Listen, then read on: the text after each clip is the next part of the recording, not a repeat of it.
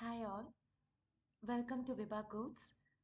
So today we are going to see what all the type of diagnosis is present in an inpatient chart. So before going into the conditions or before going into what the chart is about, first we need to be able to differentiate what all the different types of diagnosis are present in a chart. Okay, so let us go into the session now. Initially, it is like admitting diagnosis, okay, and principal diagnosis, which is also called as primary diagnosis or first listed diagnosis, and then comes the secondary diagnosis and CC and MCC conditions, which is a part of secondary diagnosis, then principal procedure, then secondary procedure. So in this session, we are going to see each of these diagnoses, what is it all about, and then the exam with the scenario describing all these in one scenario. Okay, so now let's move into this session. So first is the admitting diagnosis. So, for example, if the patient is coming to hospital with certain signs or symptoms or a condition, that is what we call it as admitting diagnosis. Admitting diagnosis is nothing but the reason for which the patient is getting admitted to the hospital. That is what we call it as admitting diagnosis. It could be even a sign, it could be even a symptom, or it could be even a diagnosis or disease itself. For example, I'm going and admitting to the hospital for severe abdominal pain or severe cough, chest pain. All these are considered as admitting diagnosis. Okay, now the provider goes and sees the patient and he suspects certain conditions, okay, and then he tells the nurse people to take some x-rays or take some MRI, CT, or give some or take some blood culture or urine culture, whatever it is, depending on the scenario for which the patient has come. Okay, after like taking, for example, let us see the patient is having some abdominal pain. Okay, the patient is coming for abdominal pain, and now the provider is telling, okay, let us go with the blood test, sorry, let us go with the urine test, and the nurse is collecting the urine and it is sent to the lab where the urine is cultured, and this patient tests positive for the urine culture, means there is some microbial growth in his urine. Okay, so the provider, after seeing the urine culture test result, he is saying this particular patient has urinary tract infection, for which he is prescribing an antibiotic. So here the patient has come for abdominal pain, which is the admitting diagnosis. After seeing the, like after taking the urine culture and seeing the result, there is some growth in the urine, the provider comes to a conclusion this patient has urinary tract infection, for which he is giving some antibiotics. Now see, the definition for principal diagnosis is the condition established after study to be chiefly responsible for occasioning the admission of the patient to the hospital of care. So here the main important words are established condition, established after study. Okay, so while coming, the patient had abdominal pain, which is then admitting diagnosis. After study means after taking the urine culture and knowing that this patient has microbial growth in it, the provider is stating this patient has UTI. So now we can come to a conclusion that the urinary tract infection is the principal diagnosis or the primary diagnosis or the first listed diagnosis of the chart.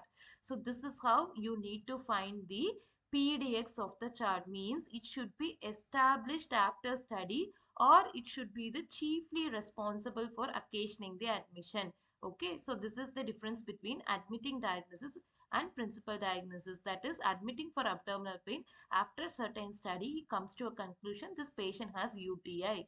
Okay, also they are stating another one thing: the selection of principal diagnosis is based on a number of factors, including the patient's admission circumstance, diagnostic workup, and therapy provided. So here what is going on? Diagnostic workup, right? Because after the patient has come to the hospital, the provider is asking the nurse to take the patient's urine culture, which is a diagnostic workup, right? We are diagnosing what does the patient have. Okay, so it meets the criteria for what?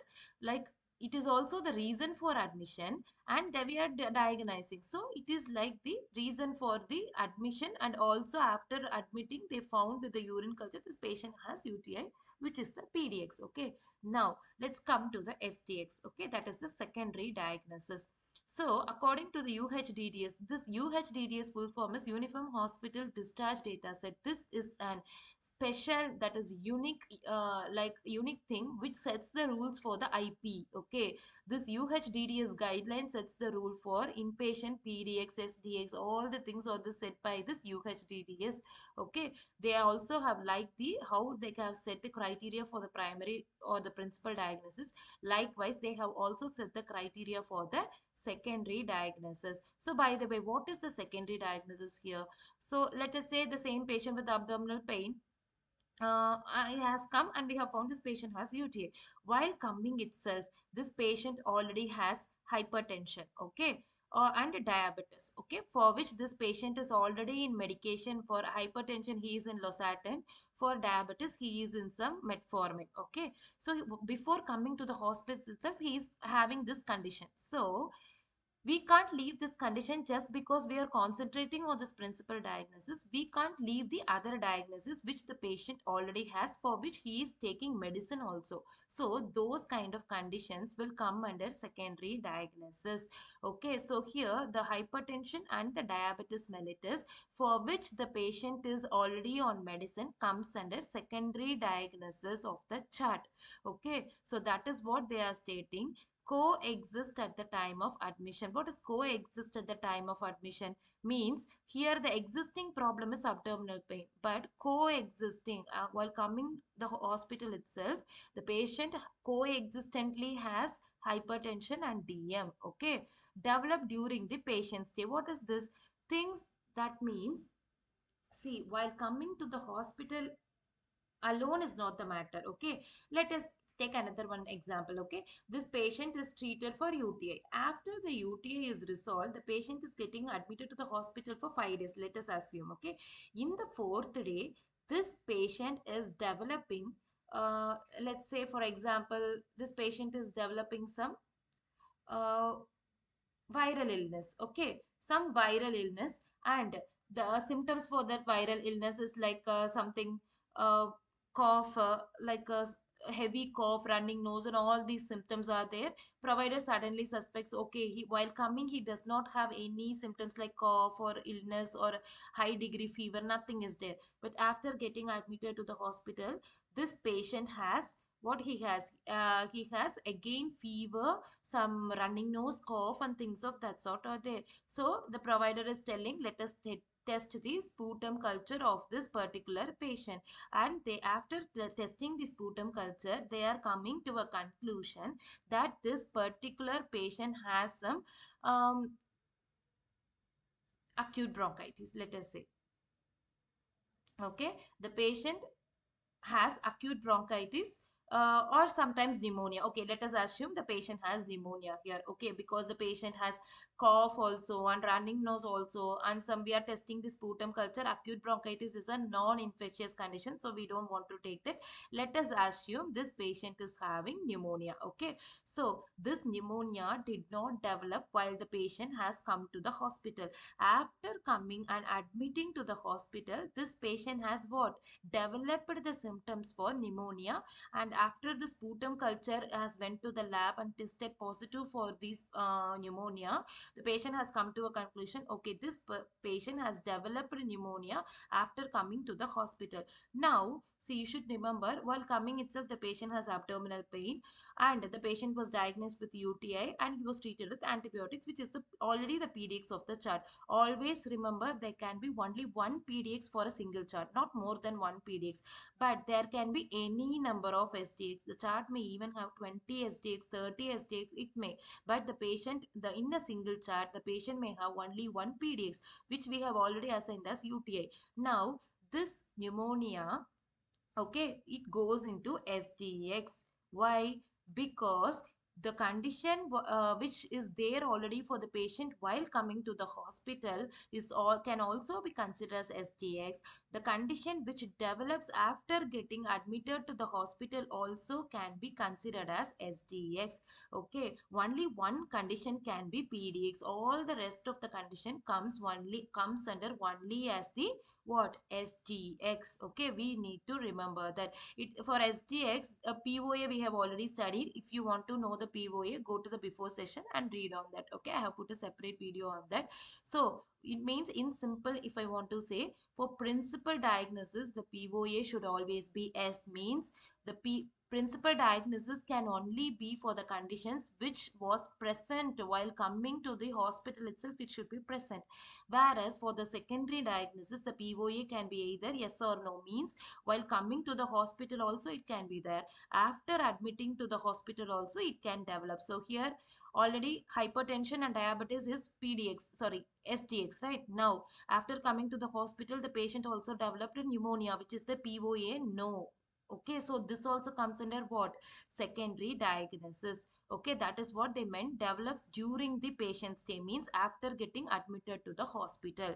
Okay, next, affects the patient treatment or length of stay, means they should have done something for that particular condition. That is what they are telling. For example, see, for finding the pneumonia, the provider has taken the patient's sputum culture and has sent it for the lab. They have done something for that patient. It could be either treatment or diagnosis or whatever. That is what we are going to read in this. So in order to code a condition as the secondary diagnosis, it should fulfill any of these, not all, any one of these criteria. See, I'll tell you how. See, while coming to the hospital, this patient has hypertension and DM. I told you, right? So for this, I told this patient is on losartan and metformin. So it meets the criteria for therapeutic treatment, means the patient is on medication with this therapy, medical therapy. So I'm coding the condition. Also, after coming to the hospital, this patient developed a pneumonia for for which the provider is giving some antibiotics. Okay, so that once again this antibiotic comes into therapeutic treatment. I'm giving some therapeutic treatment and treating the pneumonia. That is why I'm taking it under secondary diagnosis. Let us say the patient while coming to the hospital itself, okay, while coming to the hospital itself, the patient is having some kind of pancreatitis, let us assume. Okay, pancreatitis this patient is having, they are stating initially, but they are not doing anything, they are not speaking it anywhere else in the chart. So if it is not meeting any one, at least one of these criteria, don't code that condition. Okay, for pancreatitis they did not do anything, just initially they have told the patient is having pancreatitis while admitting to the hospital.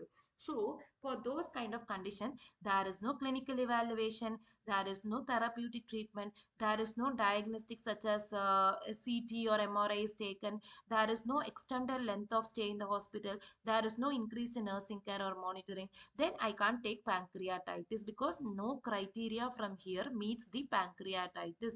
Okay, you can understand what is clinical.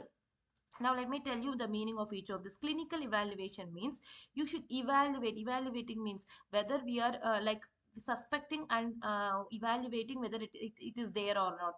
Whether if suppose if for pancreatitis they are evaluating, does the patient really has pancreas, they are taking some, like they are monitoring, the patient is under monitoring, the patient is under like regular what surveillance, like that, if they are stating, means then we can take. What is therapeutic treatment? Just now I told you the patient should undergo a surgery or it should be under some medication. Then it goes for therapeutic treatment. or else this patient should have taken some CT, MRI or some lab samples for that condition. That goes for diagnostic procedure. Extended length of hospital stay means, for example, okay, the same scenario, pancreatitis is there. The provider has told this patient has pancreatitis, for which we need to make the patient under surveillance. So I'm going to extend the length of this patient from 4 days to 5 days. So what they are doing, they are then extending the length from 4 days to 5 days for the sake of pancreatitis. So in that case, we can take pancreatitis. Okay, increased nursing care or monitoring, this is like something the provider is stating, we should keep this particular patient under monitoring. Let us take the patient is having atrial fibrillation, which is an arrhythmic condition.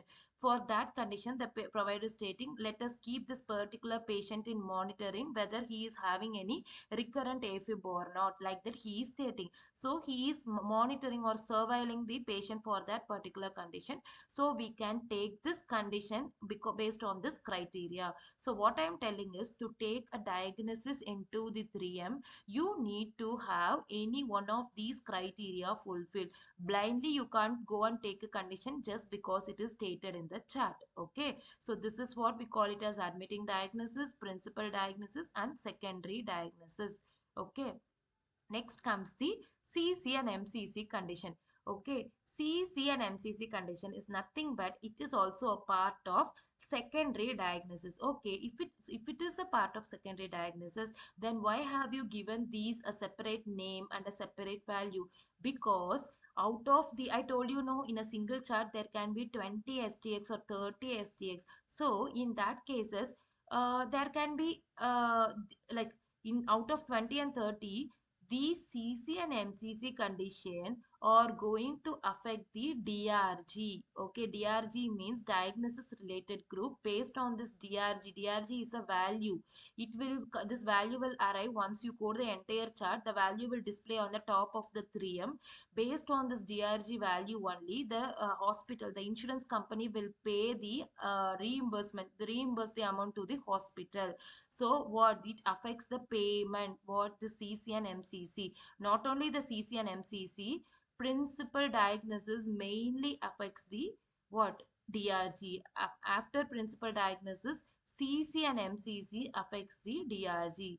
Okay, these two things right now affect the DRG. Let us see in the next what all that affect the DRG. Right now it is PDX, CC and MCC which affects the DRG. Okay, so the expansion for CC is comorbid condition, whereas the expansion for MCC is major comorbid condition. Okay, what is this comorbid and major comorbid condition? Means out of this 20 or 30 SDX, these two conditions are considered to be the risk factor for this patient. Okay, they are going to be a risk factor. Risk factor means either the treatment may be risky for the patient, or the patient may have like may go like may become like severely sick kind of things. Okay, so out of 30 or 20 or even 10 diagnoses, the CC and MCC is going to be an extra risk factor for this particular patient. It varies on patient by patient. Okay, see, right now I'm explaining theoretically. In the down now there is a scenario so that you will understand even more clearly. Okay, so right now you make it in your mind that CC and MCC are the part of the SDX criteria which is going to affect the DRG. Okay, so now next is the principal procedure, which is the PPX. It also impacts DRG. Okay, what is the principal procedure? Means the principal procedure is the procedure performed for the definitive treatment of a patient's primary condition. Okay, so if the patient is having any primary condition, means instead of this UTI, which is the PDX of this chart, let us assume this patient is having some what CAD. Okay, which in the upcoming example I'll be telling that only. For CAD they are doing CABG. Okay, that is coronary artery bypass grafting. In this case, the CABG will be the principal procedure of the chart, because it is done for, it is a definitive treatment which is done for the patient's primary condition. What is the primary condition here?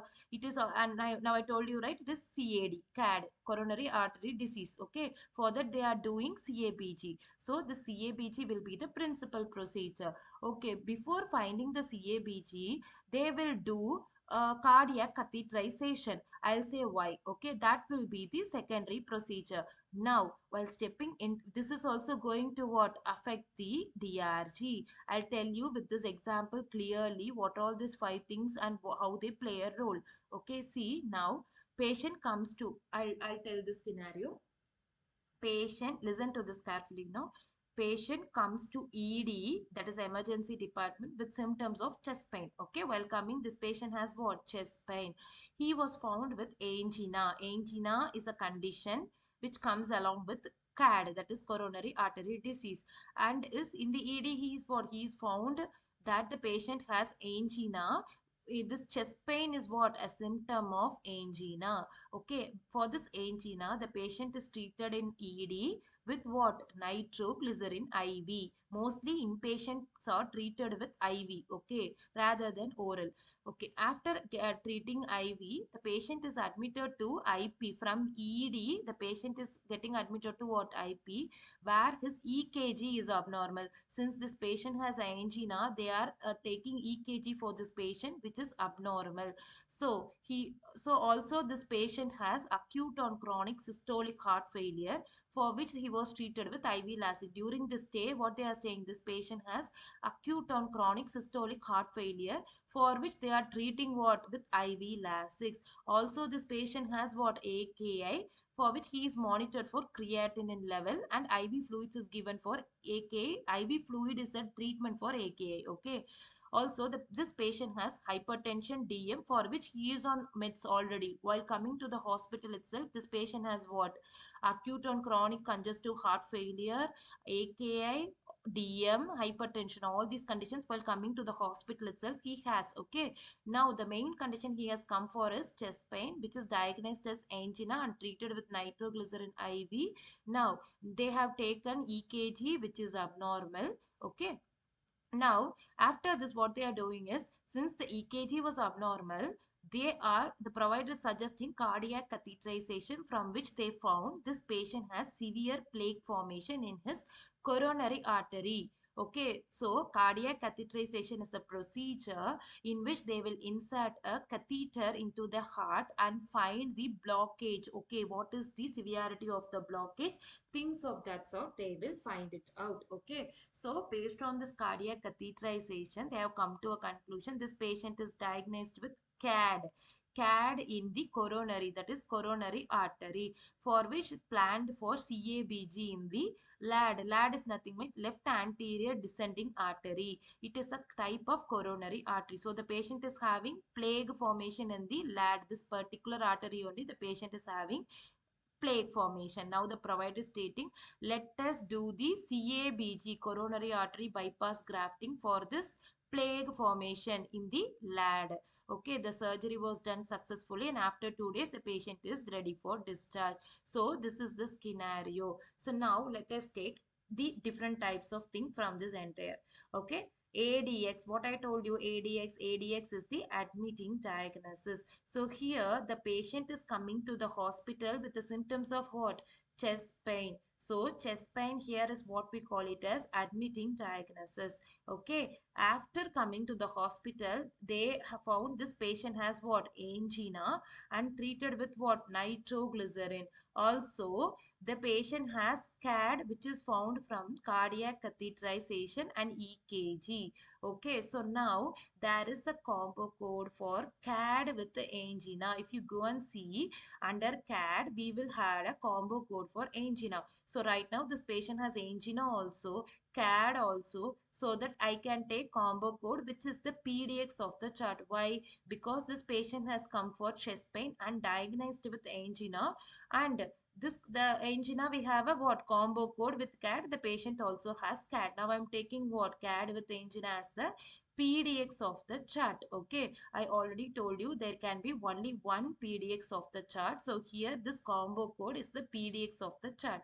Now, what are the SDX? I told you while coming to the hospital itself, this patient has acute and chronic systolic heart failure for which he meets the secondary diagnosis criteria of IV Lasix, and also the patient has AKI for which he meets the secondary diagnosis criteria of monitoring the creatinine level and IV fluids.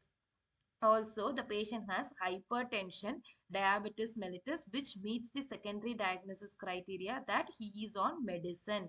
That is the therapeutic thing, right? I told you, he is on medicine, those thing. Okay. Provider suggested. So now, what I should take? Acute and chronic systolic heart failure, AKI, hypertension, DM. Now, SDX of the chart are four diagnoses. I already told you this CC and MCC condition are a part of SDX and is going to affect the payment also. I have told you. Now, let us see. See, in this chart, the CC condition is AKI and MCC condition is acute and chronic systolic heart failure. Okay, now you could ask me how you are blindly telling that seeing the condition itself, this is the MCC, this is the CC. Why can't this be CC, this be MCC?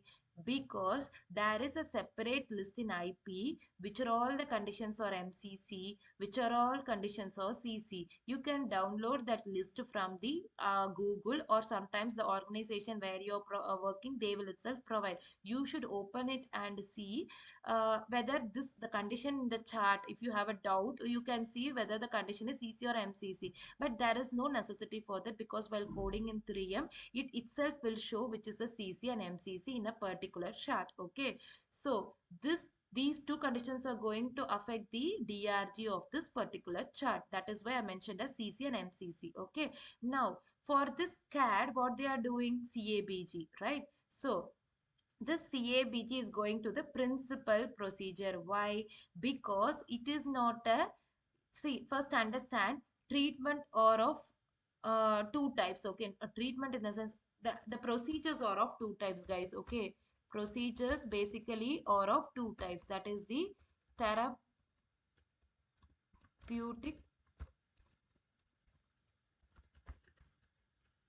procedure and diagnostic procedure. Okay, so what is the therapeutic procedure and diagnostic procedure? If a procedure is going to resolve or treat a condition, then it is therapeutic. If a procedure is going to find out whether a condition is there or not, just to find whether a condition is there or not to treat, then it is diagnostic. Okay, so here they have done two things. One is what they have done, cardiac catheterization. Also they have done what, CABG. Here they have done two procedures. Initially they have done what, cardiac catheterization only they have done, and secondary only they have done CABG. Then why have you given the PPX as CABG? Because always a diagnostic procedure, sorry, a therapeutic procedure is more valuable than a diagnostic procedure if it is done for the same purpose. Okay, see here both are done for what, CAD, to find CAD. Initially they did cardiac catheterization to find whether the patient has any block in the artery. Yes, they have come to a conclusion, yes, this patient has a block in an artery. After that they have decided to go with CABG to treat the what, CAD. So this was found, this was done to find CAD, this was done to treat CAD. So I already told you, always the therapeutic procedure will take much priority than the diagnostic. That is why principal procedure goes for the therapeutic treatment, which is CABG, and secondary procedure goes for cardiac catheterization, which is a diagnostic procedure used to found whether the patient has CAD or not. So in a single chart, ADX is chest pain, PDX is the CAD with angina, SDX or acute and chronic systolic heart failure, which is an MCC, AKI, which is a CC, hypertension, DM, which is an SDX or not a CC or MCC, PPX is the CABG, SPX is the cardiac catheterization. So This is how you need to analyze a chart and code. It is not just like going and taking codes and coming. You need to differentiate why the patient is getting admitted, that is ADX. Okay, on what basis they are providing treatment, for what they are providing severe treatment. Based on that, go with the PDX. And SDX are the remaining conditions in that which is going to affect the payment or the DRG. I'm going to take it as CC and MCC, which is already listed. You should only refer that list. Sometimes 3M itself will show it, no problem. And PPX is the principal procedure, which is the definitive or the extensive treatment done for the principal diagnosis. And secondary procedure is sometimes related to the primary procedure or sometimes related to the secondary diagnosis. It depends. It is not always that SPX is dependent on the PDX only. No, it is sometimes maybe related to some procedures which is done for the conditions in the secondary diagnosis also. Okay, in this scenario it is cardiac catheterization. Okay, now, so this is all about, I wanted to let you know that these are all the things which you need to analyze while coding initially a chart. Okay, so guys, this is all about what I wanted to tell you. So if you have any doubts in this what I have taught you now, you can ask me in the comment section so that I will answer you. If you wanted to join any of the session, means I already told you, right, I am taking an inpatient online academy. Based on your time convenience, I can like schedule the class. Okay, so in that, all that from the scratch to the advanced level will be covered. So if you want any assistance on that, you can see down to the video where the contact details and everything will be available. You can contact me, I'll tell you regarding this further. So till that, guys, please do like, share and subscribe to my channel so that only I can put the next videos. I can come to a clarity, okay, these people are understanding my particular concepts which I'm teaching. Okay, so thank you guys, thank you so much for your patience. Meet you in the next session. Till then, take care, bye.